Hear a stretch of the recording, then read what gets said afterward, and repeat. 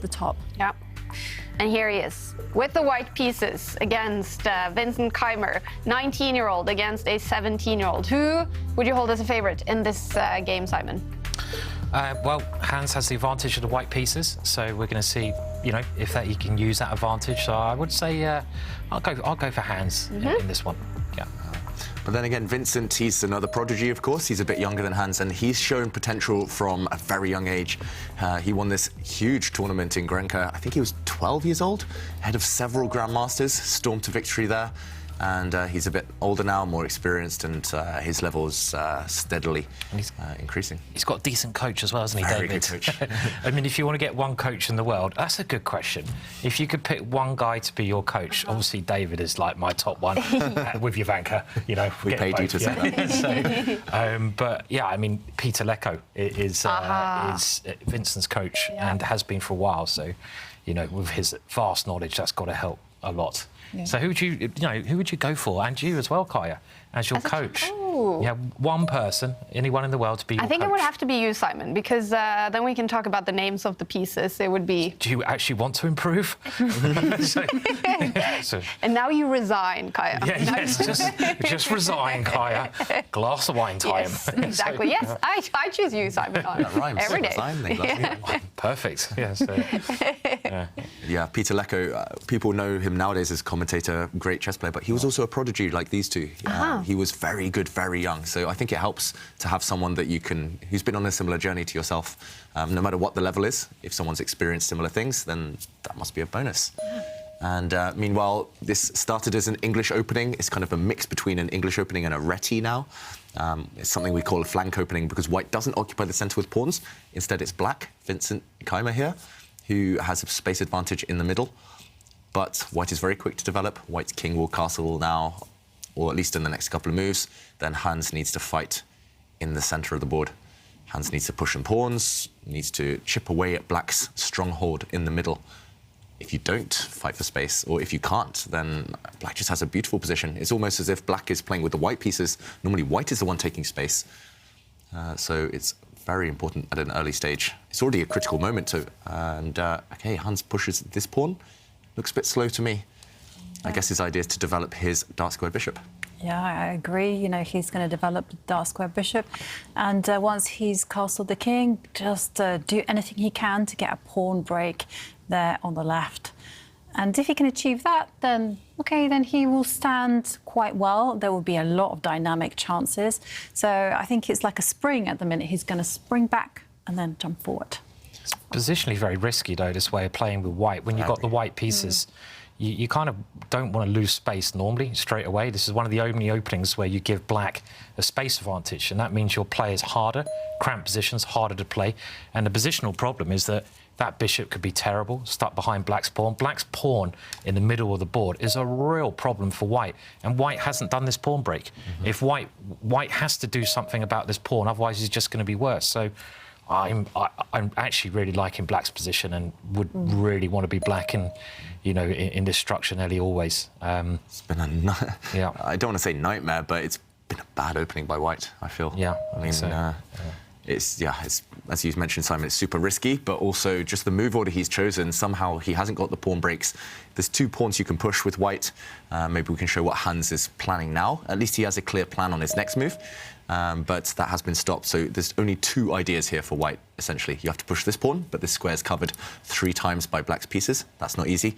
Or you push this pawn to try and chip away in the centre. The reason you have to push pawns here, exchange things off, is because you're quite cramped.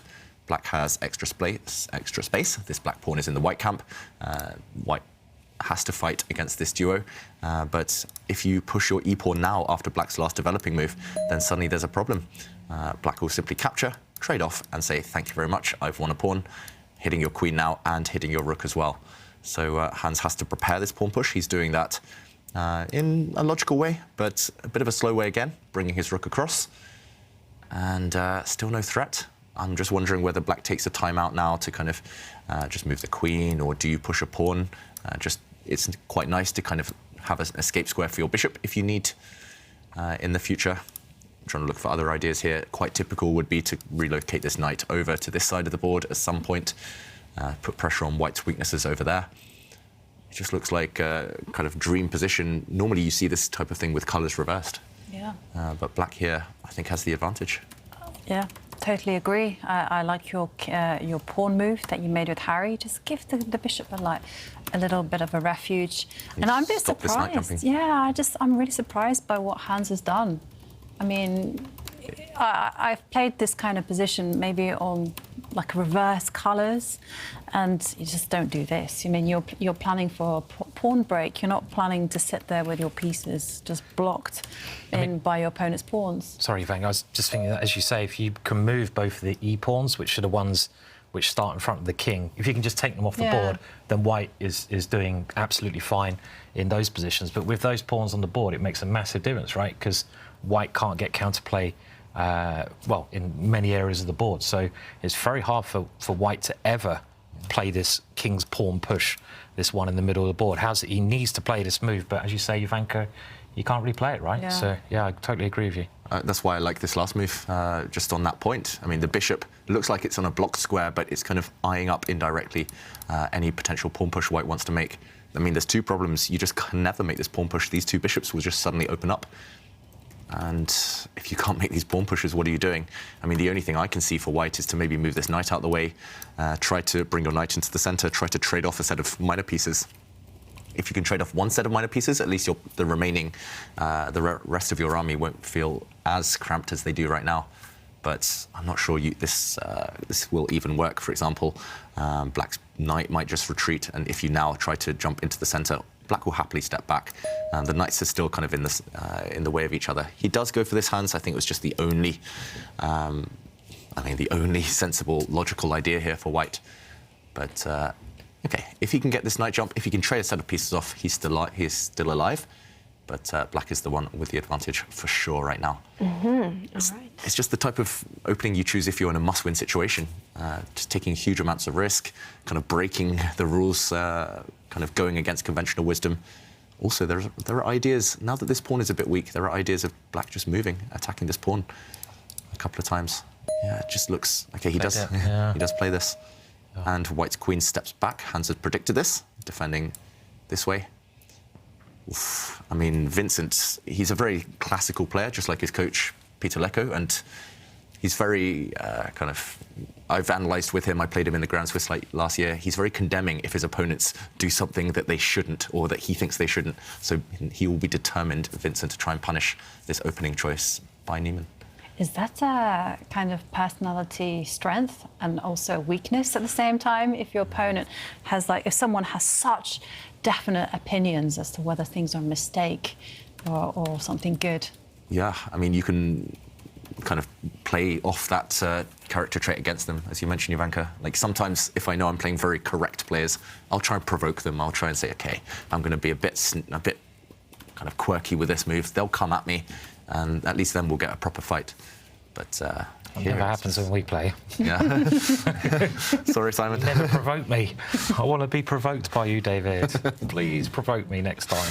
One day, maybe. But, in the meantime, it's just about whether Hans Niemann has time to bring his knight back and trade off one set of pieces. Maybe black can... I like this knight manoeuvre you showed at some point. Yeah, maybe here. I mean, maybe you can allow that bishop to be traded. I mean, is it such a bad thing? Because positionally, I mean, if you look at the pieces, this is also a very typical move. But just looking at pieces in positions like this, you just got to work out which pieces are you happy to exchange, which are you not happy to exchange. And if white is left with his bishop on the dark squares, then he's always going to be in some trouble, because forever that bishop is in a cage. So you just got to think, well, I can actually trade off most of the other pieces as long as that one stays there. And, well, again, we see white just trying to find some way to break and defend at the same time here. But it's just so hard to play cramped positions. That's the main issue with white structure here. And black, at some point, can build up to making a push in the centre is logical, but he can get his pieces to the best squares first. Yeah, so I like this idea, Simon. Just drop back and you're ready to push this pawn at the right moment, if necessary, to control over the e4 square. As you mentioned, I mean, as long as you never let this guy out the cage, it should be okay. So yeah, let's go back to the players right now. Still very tense. We've been a bit harsh maybe on Niemann's opening choice, but it has led to quite a unique scenario with all the pieces still on the board at move 15, and a lot of tension ahead. Some difficult decisions, I guess. with this, we've said it in the past, with great space comes great responsibility. So Vincent, he's kind of pushed all the black pieces, pawns forward. You'd still need to kind of justify that by covering all the squares behind. I wouldn't be surprised either if one of the black rooks just centralizes now. There's plenty of choice. And yeah, style-wise, maybe this will suit Niemann. He lately has kind of played this provocative style. He likes to kind of create this tension, and he's got great nerves hands. There we go. The knight does retreat, as we suggested. And there is a threat on white's knight now. The black queen has opened up a threat. I think that knight just has to step back into the center. Where else to go? Only way to justify your previous play. But is that, if you step into the center, I mean, that knight might get trapped. Might get trapped. Yeah, I mean, true. There's going to be some questions being asked, and maybe the other knight can jump into the center. One of the two white knights just has to start mobilizing, right? Yeah, white has to do something, right? White just can't keep doing nothing. I mean, something has to give. You have to come forward. Has anyone ever won a game by not actually doing a pawn break? There's this very famous game, Ulf Anderson against Basman from Hastings in 70s. And it's amazing because Basman doesn't really do anything on his first 3 ranks. He just sits there and he waits, and he's playing like the master of positional chess. He waits, and then he wins. So that's the only game I can think of. It was at the Hastings competition, but I don't know if you know the game. I know it's. Yeah, I've seen it. You've seen it as just well. Moves his king back and forth. Yeah, really? Yeah. He literally, he just 20 moves and just does nothing. Yeah. Like maybe a modern day computer would nowadays. You know, literally modern day computers in block positions, they often move their king backwards and forwards. And so Basman was the originator of the wait and see method. Creative. Yeah, he was a brilliantly creative player, and Ulf Anderson, and I hope everyone knows his name, was an amazing player as well. So, yeah. Yeah, and I've played games where I still have pawns, for example, on E2, D2, F2 until move 40 beyond. But at some point, you need to start pushing them. That's the problem. Often, if you leave pawns doing nothing, then you don't control important squares. And OK, meanwhile, Vincent is trying to force a decision from Niemann. What's he going to do with his knight on the G5 square? This pawn push attacks a knight, also creates some escape squares for the black king later. Multi-purpose move. But at least white has the opportunity at some point, maybe, to step the pawn forward in the center now, just retreat that knight. There we go, it comes back. And now this pawn push we've been talking about, white's e-pawn, maybe he's ready to play it at some point. It still feels very loose if you don't time it correctly, as Niemann here. But both players playing very fast as well. We've got to praise this, both very confident, because there's so many options on every turn. I would be here sitting just thinking, OK, I've got 4 tempting moves for black. How do I choose? What do I choose? But I think Vincent... I would be like, I'd be like, I see the king, I'm just going to push the pawn and worry about it later. I'm just too impatient. I'd be like, that knight in the middle, it's annoying me. I'll attack it, I'll checkmate. Thank you very much, cheers. Push the black Itchy F pawn. fingers. Itchy Fingers Williams is my nickname. So we're so different, Simon. I would just never. I would move that bishop away. I would be like, I mean, and then I would put your plan into operation. The only reason I wouldn't move that bishop, I just wonder if it gives white more chances to push on the queen side. Probably not, though. Probably moving the bishop away, 'cause you don't want to exchange pieces, you're right. Yeah. I'm sort of, you know, that is true.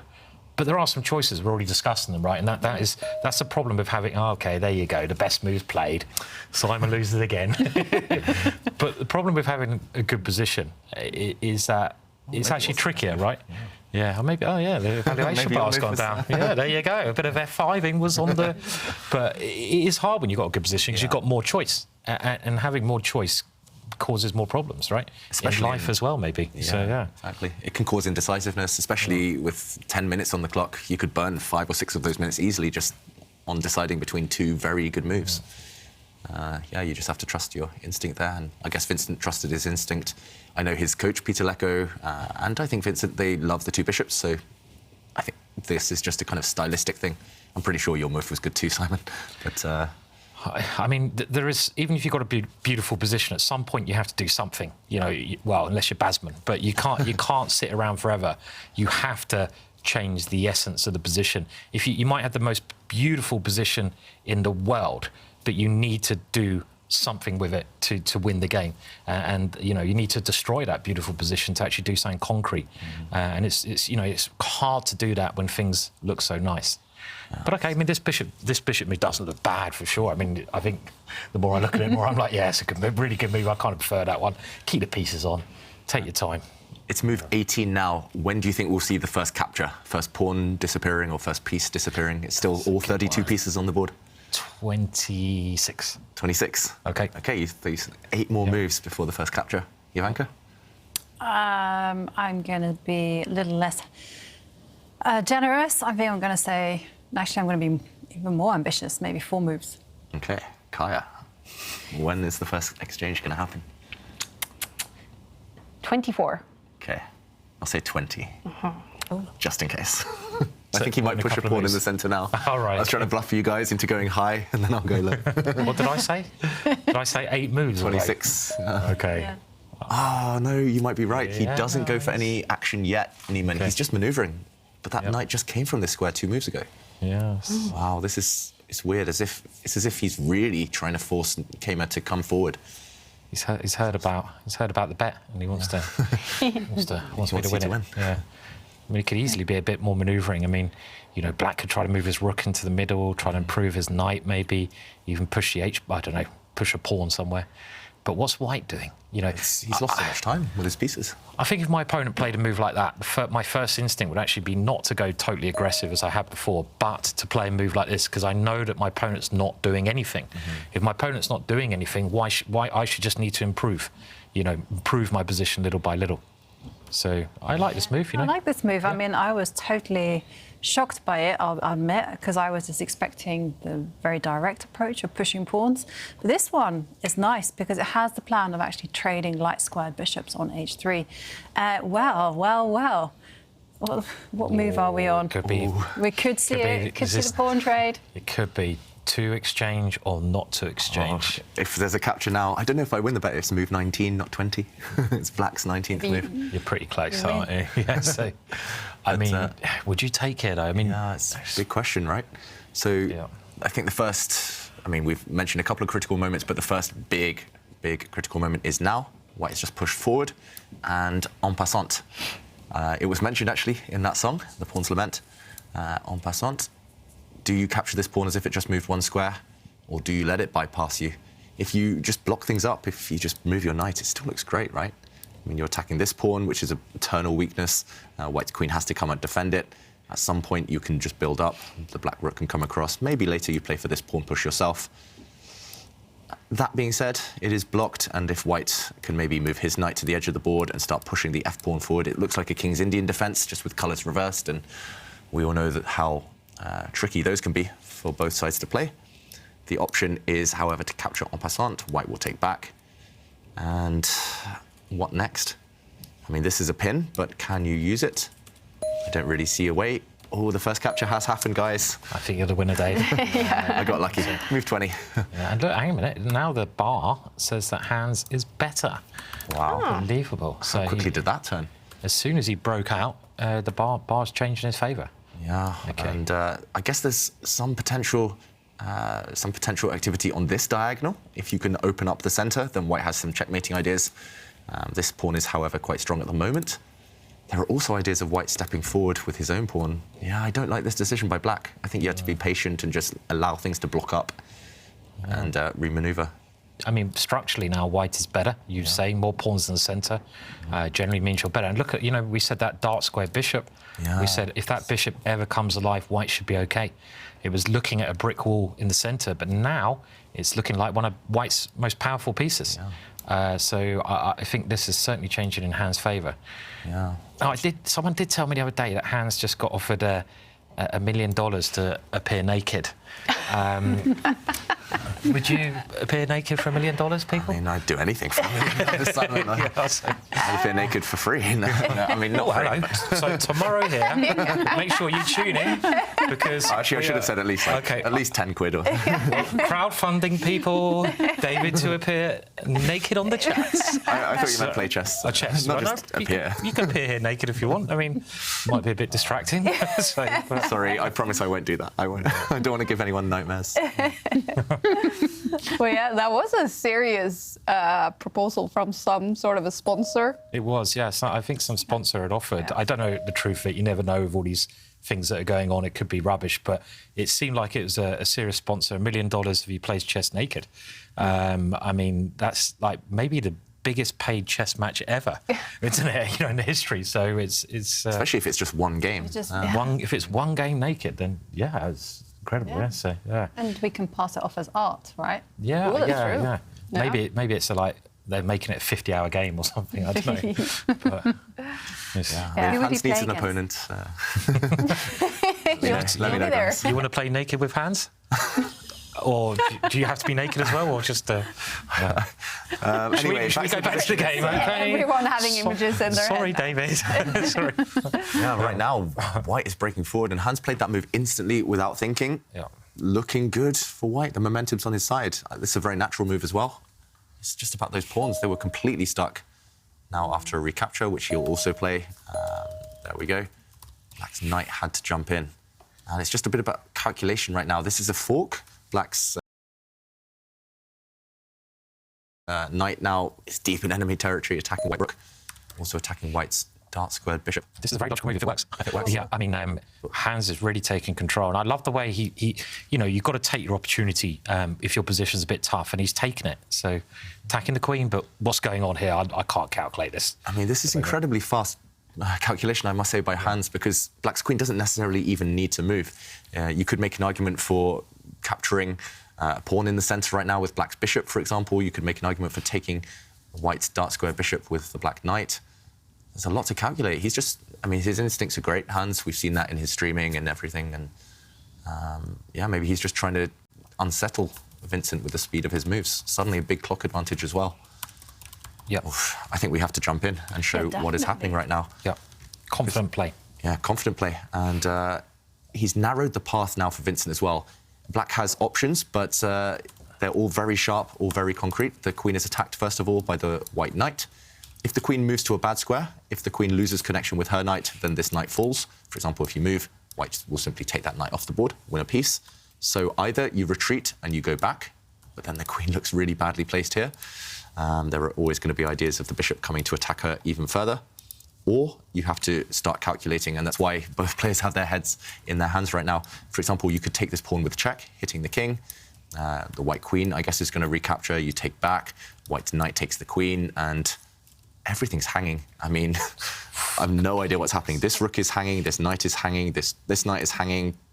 This rook is hanging. I mean, I could draw all the arrows here because everything's under fire. And how do you even start calculating this position? I mean, you just need 3 or 4 minutes here just to get to grips with things. Here, I guess the alternative would be, OK, he does go for this, Vincent. I think it was just process of elimination. Black had nothing else. I was going to say maybe you could take this bishop, but that wasn't quite working.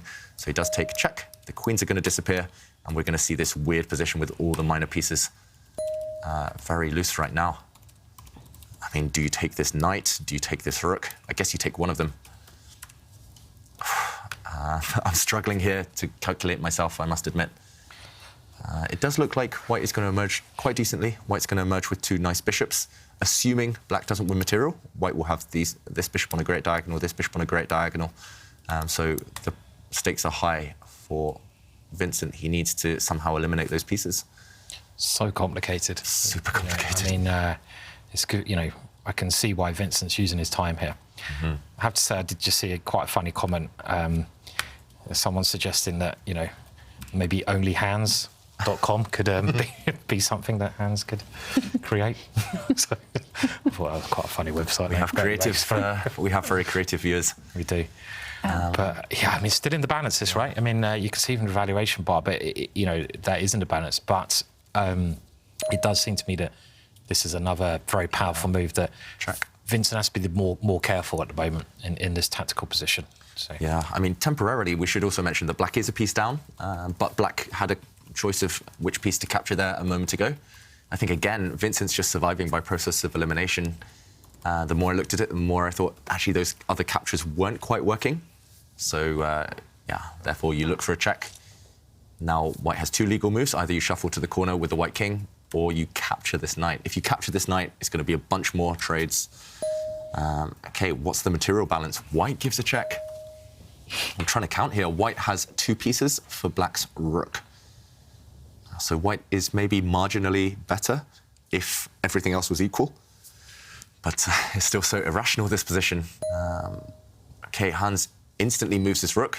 I think that was also pretty much a forced move. The rook was attacked by black's bishop. The rook needed to defend the white dark square bishop. Oof, so tricky to comprehend here. White's knight is almost trapped, but it can retreat to 2 squares right now. I'm surprised the evaluation bar's in the middle, because it just looks like someone should be better.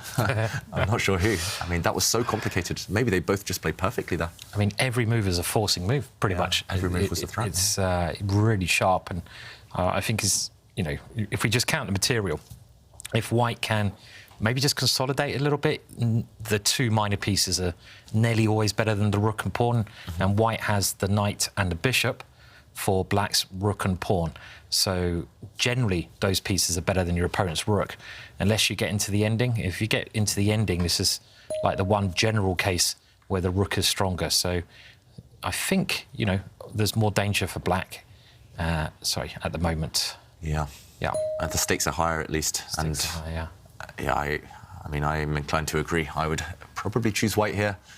And I think that's one area where maybe beginners or club players, they do sometimes struggle to evaluate. I know I struggled until I was quite a lot older.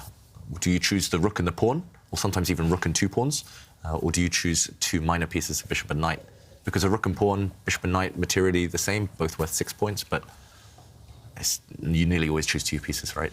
Nearly always. I mean, there's lots of exceptions to all rules in chess, and I remember Mikhail Tal was very famous for sacrificing, and they say sacrificing, but taking the rook against the 2 minor pieces, but only in particular situations where he had a raging initiative. So, you know, it has to go by case by case. You can't generalise that much in chess, really. How about this case, then? I'd definitely take white now. It seems like white, OK, he has got the 2 knights, the rook and pawn, but they seem to be coordinating pretty well here. You know, unless, I don't know, you know, if white can just consolidate this, move his king, something like that, then I definitely take white here. I had a rule that actually was said by Sam Shankland, and he said, just to help you in these type of positions, look to the rooks. They will determine whether it's actually good. Because if the rooks can move and they can create useful posts, or they can defend weaknesses, then they're OK.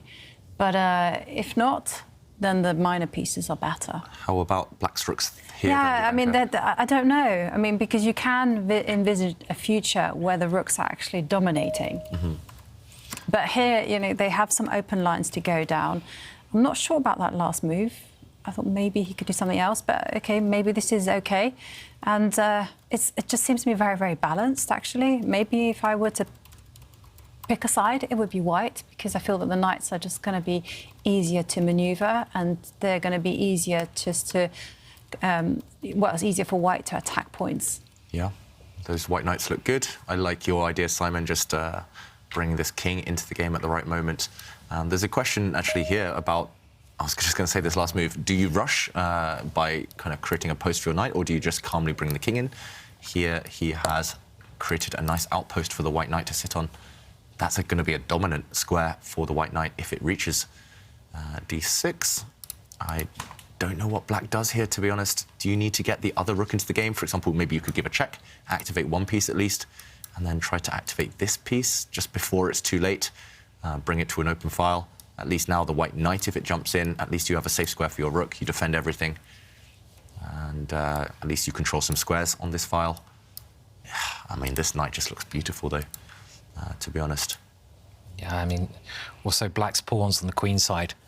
You've kind of caught them in a position where they can't move, and they, you know, you can easily attack them later on. They could just drop off at some point if you get this structure you pointed out, David. I mean, that looks like a very powerful plan that Hans has found there. I think this is the only idea is to try to dislodge those knights and try to make sure they don't consolidate on good squares.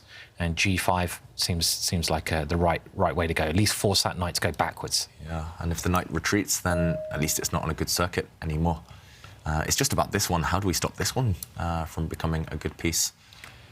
Yes, not so easy. Maybe you just don't. Maybe you just have to accept it. I like the idea of giving a check and then mobilizing one rook and then using the other rook just to anchor the two black pawns. Yep. This is one idea. Maybe you could make an argument for starting to push this pawn forward now, just kind of a more aggressive, ambitious approach. But either way, Vincent is low on the clock now, 5 minutes down, and he's facing the prospect of the white knight jumping into this dream outpost. One game is finished. 2 players are finished for the day. And it's another great game by Magnus Carlsen. A win, 3 points against Liam Le, who's been a top player in the tour this season. So Magnus winning 3 games today, 1 draw. It's been a fantastic first day for the world #1. We are calling him right now, hoping for a comment from the world #1. Yeah, I mean, he's really started on fire. Normally, we're not used to seeing him kind of this sharp so soon in tournaments. Normally, he steps up the gears as the days go on. But impressive stuff. Scary for the rest of the field, maybe. Have you been impressed by his play today as well? Of course, results are great. Yeah, I've been looking over and it's Magnus doing Magnus things, just provoking his opponents, playing some creative openings. And just great technique as soon as he gets the advantage. Yeah, this is the live table in the tournament. Magnus Carlsen now on 10 out of 12 possible points. He is the only one who's finished together with Liam Le, who's stuck on 2 points. Not a good first day for Liam Le. Pragnananda, if he wins his game, he's going to be in sole lead with 12 points, winning all 3 games so far today. Pragnananda. And Magnus currently on top of the table with 10 points. Massive first day. And tomorrow, Magnus will play Hans Niemann, the game everyone is looking forward to. In round 6 tomorrow, second round of the day tomorrow. These 2 will face off in an intense battle, is what we suspect. Now, in this one, Hans has also had a good first day. He did lose in the last round, but a win here. And he would be all the way towards the top of the table. What's the most likely result right now? Yeah, I mean, I don't want to disagree with the computer too often, but here I've got to say a white win is probably more likely than a draw, just from what I can see, unless I'm clearly misevaluating because the computer thinks it's roughly balanced, but I would choose white every time.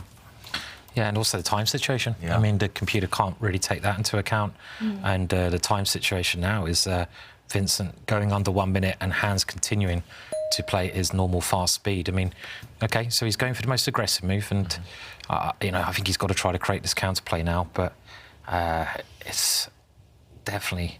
I mean, does the knight come back even now? I mean, the retreating knight moves are hard moves to play. Going forwards is the very natural move. But going backwards must be the other candidate move, the one that you consider, because you can make more exchanges that way. Yeah. But maybe going forwards is still normal. It's still very tempting to leap into the black camp here. But, yeah, I think this was a winning threat, actually, White's knight to retreat. So Vincent, he had to either move the black bishop or defend it. And he chooses to defend it. The white knight does indeed jump forward. The white knight stepping back to attack the black rook. Yeah, also on the radar. But at least he gets this move, Vincent. Very nice idea. So you mentioned, Simon, those black queenside pawns, they couldn't move. Now at least you can push it. Well, the computer disagrees, but you can push it just because that white knight was being destabilized. And, whoa, some tricky knight forks incoming. A winning threat again on the board. Hans, if he gets time... OK, he looks very happy with himself. Look at his hands, I like that. He's like, yeah, oh, yeah, God, I like that one. Hans flexing his hands. Yeah. But, has he got a winning move now? Yeah, Here it is. He's played it. Just winning material and the game, probably. Instantly. And this, we have to explain why this is winning. Let's keep an eye on the players, because we could see Vincent even resign because he's lost simply. After pawn takes pawn, what else was Vincent to do? The white knight leaps forward. It's a double attack on this rook. White's bishop is hitting it. White's knight is hitting it. So if you move it, I mean, firstly, what square do you choose? If you choose this one, this is a fork. This is the secondary threat, a double attack, and you win a piece. White will emerge with an extra knight. You can't save both your rooks in the current position. So a threat to capture here, but also a threat to jump forward. Game over. Wow. Just nice geometry there. Really nice geometry by Hans Niemann. He kind of danced around with his knights. He left this knight kind of hanging.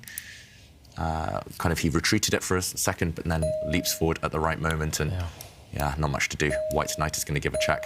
Just a piece up, pretty much. I mean, OK, a little bit of work to do, but at this level, it shouldn't be that much. And I mean, it was in the recent sort of press stuff that's come out, it was Agard who said that he's worked with Hans. Agard, a very respected coach, and he was praising Hans on his one-on-one tuition, just how strong Hans was at spotting tactics, as he's showing here, and also just his work effort as well. And well, we can see that A-pawn's going to win the game, and he's just mopping everything up here. So, yeah, smooth. Yeah, he gobbled up one pawn, he gobbled up a second, and the current material count is a whole knight up for White. Yeah, not much to do here for Vincent, unfortunately. This White A-pawn is also a pass pawn. It will start motoring up the board in a moment. The White knight gets out the way first, and then this is going to start to run. No way to defend. Nothing for it. And Vincent, is he going to give up? Yeah, it looks like it. Yeah. It looks like it. Yeah, there it is. It's another win for Hans Niemann, a big one against his fellow teenager, Vincent Keymer, to end a great day.